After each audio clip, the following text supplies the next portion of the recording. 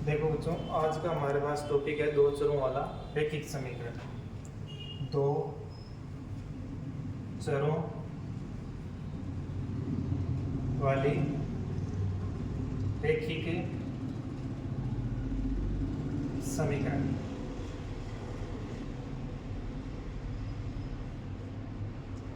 दो चरों वाली रैखिक समीकरण, ये ऐसा टॉपिक है जो पटवार, ग्राम सेवक, फर्स्ट ग्रेड, अन्य राजस्थान की जो भी भर्तियां हैं या अदर कोई केंद्र सरकार की जो भी भर्तियां हैं, उन सभी भर्तियों में काम आने वाला टॉपिक है दो चरों वाला रैखिक समीकरण। अब दो चरों वाले रैखिक समीकरण को सबसे पहले हम शुरुआत करेंगे एकदम जीरो लेवल से, एकदम बेसिक लेवल से। ठीक है, तो दो चरों वाले रैखिक समीकरण के अंदर हमारे पास दो चर होते हैं। कितने चर होते हैं? दो चर होते हैं। ठीक है, और इस दो चरों वाले रैखिक समीकरण का जो व्यापक रूप होता है, जो व्यापक रूप होता है, वो व्यापक रूप होता है ax plus by plus c equal to 0।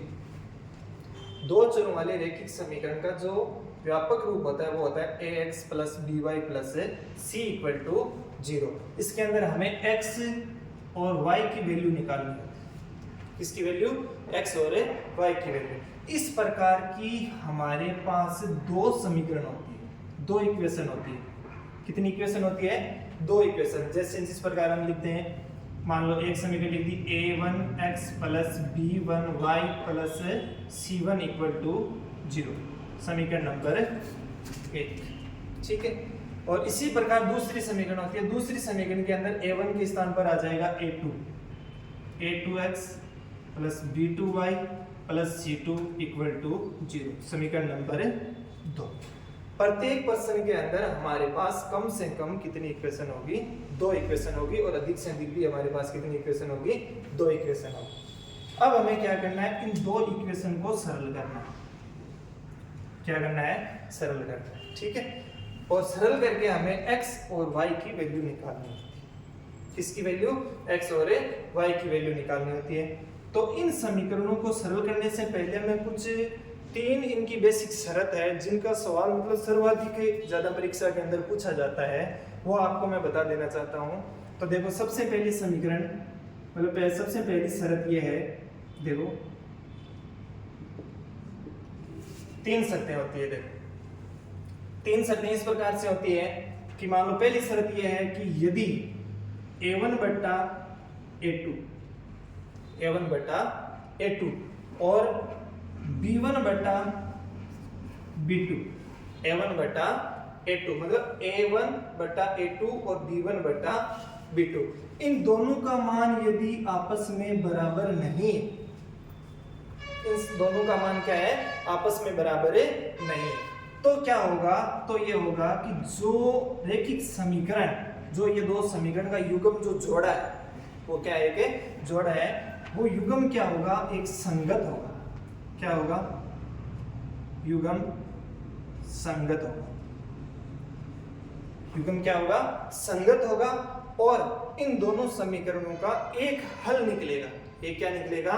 हल निकलेगा, मतलब x और y की एक वैल्यू निकलेगी। x का एक फिक्स मान आएगा, जैसे 2, 3, 4, 5 x, y, z कोई भी मान, और y का भी एक फिक्स वैल्यू निकलेगी, और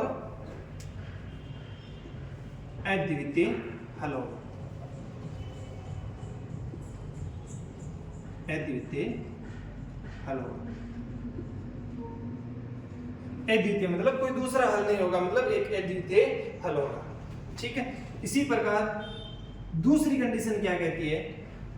दूसरी कंडीशन ये कहती है कि यदि a1 बटा a2 बराबर b1 बटा b2 बराबर c1 बटा c2, यदि इन तीनों का मान आपस में क्या आ जाए? बराबर आ जाए। इन तीनों का मान आपस में क्या आ जाए? बराबर आ जाए, तो भी युग्म क्या होगा? संगत होगा। युग्म क्या होगा? संगत होगा। यदि युग्म संगत है तो कन्फर्म बात है, समीकरणों का उत्तर निकलेगा। लेकिन यदि तीनों मान बराबर है तो उन समीकरणों के अंदर अनंत हल होंगे। कितने हल होंगे? अनंत हल होंगे, और अनंत हल होंगे। देखो मैं आपको ये भी बता दूंगा कि अद्वितीय हल क्यों होगा, अनंत हल क्यों होगा, और आगे क्या होगा तीसरी कंडीशन के अंदर। देखो तीसरी कंडीशन के अंदर ये होता है कि a1 बटा a2 बराबर b1 बटा b2 नॉट इक्वल c1 बटा c2। केवल किसका मान बराबर होता है, a1 बटा a2 और b1 बटा b2। इन दो का मान आपस में क्या होता है, बराबर होता है। यदि इन दो का मान आपस में बराबर है तो क्या होगा, युग्म असंगत होगा, युग्म असंगत होगा, युग्म असंगत होगा और कोई हल नहीं होगा, उस समीकरण का कोई आंसर नहीं निकलेगा, कोई हल नहीं होगा और कोई हल नहीं, कोई हल नहीं होगा। तो देखो सबसे पहले मैं आपको बता देना चाहता हूं कि अद्वितीय हल क्यों हुआ, अनंत हल किस प्रकार होगा और कोई हल नहीं होगा। कारण क्या है, इसके पीछे वजह क्या है? इसके पीछे वजह यह है कि जब हम छोटी क्लासों के अंदर एक मतलब ग्राफ ही विधि पढ़ते हैं, मतलब ग्राफ सबको बनाना आता है, तो जिस प्रकार हम दो समीकरण दे रखी होगी हमें और उन दोनों का हम क्या बनाएंगे, ग्राफ बनाएंगे। ठीक है, अब उन दोनों का हम जब ग्राफ बनाएंगे, जैसे मान लो ये x है और ये yx, ठीक है। अब क्या करेंगे, इन दोनों समीकरणों का यदि हम ग्राफ बनाएंगे, ठीक है, और ग्राफ बनाएंगे, दो समीकरण है तो हमारे पास रेखा भी कितनी होगी, दो रेखा होगी। कितनी रेखा होगी, दो रेखा होगी। और यदि वो दोनों रेखाएं एक दूसरे को आपस में काटती है, एक दूसरे को आपस में सिर्फ और सिर्फ एक बिंदु पर काटती है, कितने बिंदु पर है, एक बिंदु पर काटती है, तो वो कौन सा हल होगा, एक अद्वितीय हल होगा। कौन सा होगा, एक अद्वितीय हल होगा। ठीक है, अब बता दिया गुरुजी के अनंत हल किस प्रकार होंगे। अनंत हल इस प्रकार होंगे कि अनंत हल के अंदर क्या होगा कि जब हम ग्राफ बनाएंगे, क्या बनाएंगे, ग्राफ बनाएंगे इन दो रेखाओं का, तो उसके अंदर क्या होगा कि जैसे मान लो ये एक रेखा है, ठीक है, अब दूसरी रेखा हम खींचेंगे तो वो दूसरी रेखा भी इस रेखा के ऊपर आएगी, मतलब संपाती रेखा, मतलब एक रेखा के ऊपर है दूसरी रेखा होगी, तो दूसरी रेखा भी इसी के ऊपर होगी। तो आपको पता है कि ये कितनी जगह प्रतिच्छेद कर रही है, कितनी जगह काट रही है, यहाँ पर भी काट रही है दोनों, यहाँ पर भी काट रही है, यहाँ पर भी काट रही है, मतलब सब जगह काट रही है। तो इसका हल क्या होगा, अनंत हल होगा। क्या होगा, अनंत हल होगा।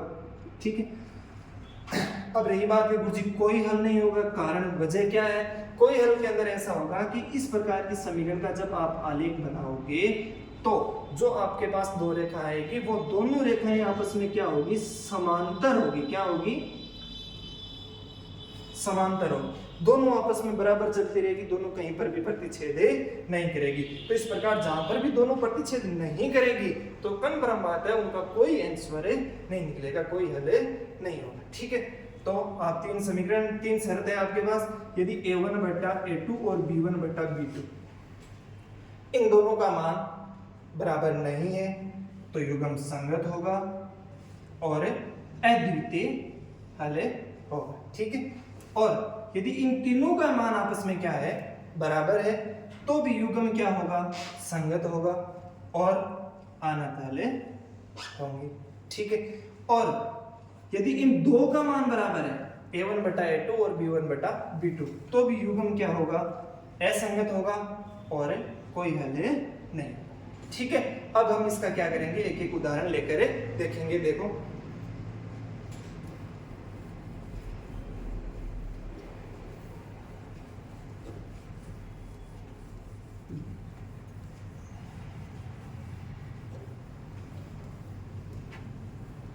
एक बार मैं तीनों शर्तों को साइड में नोट कर देता हूं।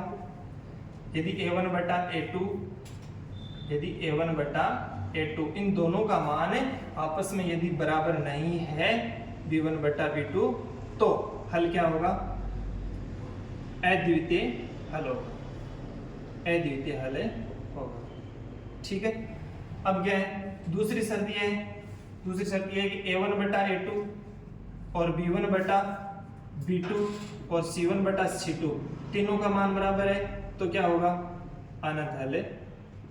ठीक है, और यदि 2 का मान बराबर हो a1 बटा a2 बराबर b1 बटा b2, तो क्या होगा, कोई हल नहीं होगा, कोई हल नहीं होगा, कोई हल नहीं होगा। ठीक है, ध्यान में रखना। अब देखो उदाहरण, क्वेश्चन ये है, आपको मैं 2 समीकरण दे रहा हूं, 2 समीकरण दे दी, मान लो एक तो 4x प्लस 6y प्लस 8 बराबर 0, समीकरण नंबर 1। ठीक है, दूसरी समीकरण मैं आपको दे रहा हूं, जैसे मान लो दे दी मैंने 8x प्लस 12y, ठीक है, प्लस 12 इक्वल टू 0, समीकरण नंबर 2। निम्न रैखिक समीकरण युग्मों का रैखिक समीकरण के युग्म के कितने हल होंगे, कितने हल होंगे। आपके पास ये क्वेश्चन है, ऑप्शन नंबर ए, आपके पास ऑप्शन नंबर ए है, कोई हल नहीं होगा, कोई हल नहीं होगा। ऑप्शन बी है आपके पास, एक हल होगा, एक हल होगा। और ऑप्शन से है आपके पास अद्वितीय हल होगा, अद्वितीय हल होगा। और ऑप्शन सॉरी अद्वितीय नहीं, आपके पास अनंत हल होगा, अनंत हल। और ऑप्शन दे है इनमें से कोई नहीं, इनमें से कोई नहीं, इनमें से कोई नहीं। तो देखिए सरल करते हैं हम इसको। आपके पास 2 समीकरण, समीकरण नंबर 1 और समीकरण नंबर 2, रैखिक समीकरणों के युग्म के कितने हल होंगे, मतलब कोई हल नहीं होगा, एक हल होगा, या अनंत हल होगा, या इनमें से कोई नहीं। तो देखो, तो सबसे पहले a1 का मान है हमारे पास 4 और a2 का मान है 8, ठीक है, और b1 का मान है 6 और b2 का मान है 12 और c1 का मान है 8 और c2 का मान है 12। ठीक है, तो देखो a1 का मान हमारे पास 4 और a2 का मान हमारे पास 8। तो देखो a1 बटा a2, a1 बटा a2, 4 बटा 8 की वैल्यू होगी 1 बटा 2, 1 बटा 2। तो b1 बटा b2, b1 बटा b2, b1 का मान 6 और b2 का मान 12, तो 6 बटा 12 की वैल्यू होगी 1 बटा 2। ठीक है, c1 बटा c2, c1 बटा c2, c1 का मान 8 और c2 का मान है 12, तो c1 बटा c2 की वैल्यू होगी 2 बटा 3। ठीक है, तब अब आपको सीधा दिखाई दे रहा है कि a1 बटा a2 और b1 बटा b2, इन दोनों की जो वैल्यू है वो क्या है, बराबर। आपको दिखाई दे रहा है कि a1 बटा a2 और b1 बटा b2, इन दोनों की वैल्यू क्या है, बराबर है। ठीक है, तो बराबर है और c1 बटा c2 के बराबर है नहीं है। तो यदि इन सिर्फ 2 की वैल्यू यदि बराबर हो तो कोई हल नहीं होगा। तो इसका कौन सा ऑप्शन करेक्ट होगा, कोई हल नहीं होगा। तो इसका ए ऑप्शन क्या होगा, करेक्ट होगा। एक क्वेश्चन और देखो,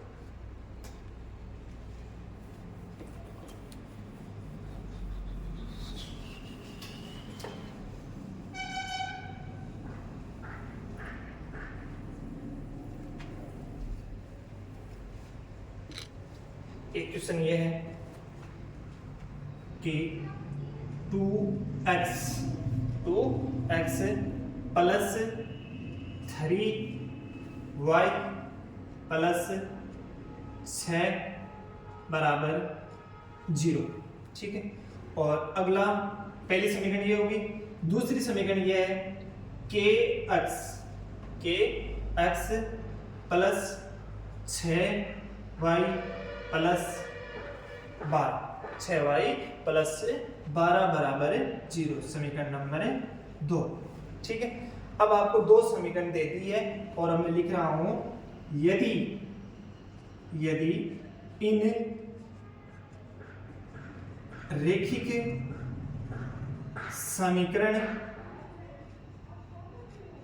समीकरणों के युग्म के अनंत